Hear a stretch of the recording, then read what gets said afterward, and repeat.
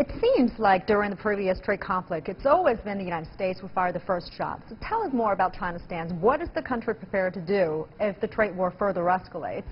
I cannot say that the United States was always the first to fire the first shot ever since the World War II over the last 70 years. But one thing is sure, that ever since Donald Trump took office as president, the United States was always the first to fire the first shot. Now he not only fired the first shot and changed friction, but also he launched the world's largest trade war ever seen in world history. That is the massive tariffs on China and on other countries. For China, there's no other way but to fight back resolutely, because only by this can we defend China's right to development and also the multilateral trade mechanism. That is the same size, same intensity, and same time. You impose tariffs on China's goods totaling $34 billion, we do the same. $34 American goods to China. And you impose the 25% tariff, we do the same, 25%.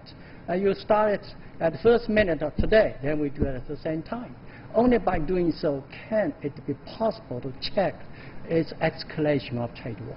Now, the Chinese Minister of Commerce is calling U.S. protectionist measures trade hegemony. How big an impact will this have on trading system and global supply chain? Well, we must be very much careful about the possible grave implications on China, not only on China and the United States, but also on the world economy.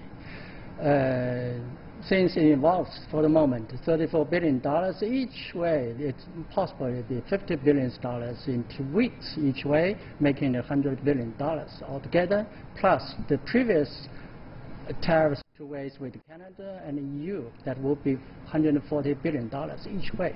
But the indirect implications to the whole supply chain will be much larger.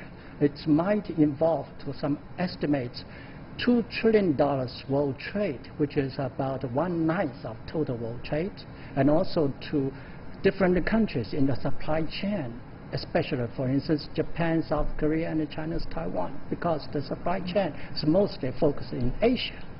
So some estimates have put it that the GDP might fall or might be shattered by 3% in China and the United States, 4% in EU, and even 10% in Canada and South Korea.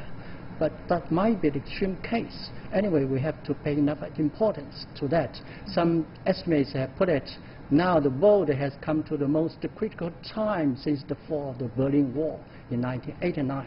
So we must be fully prepared for that. Thank you very much for analysis and insights, Mr. Ho.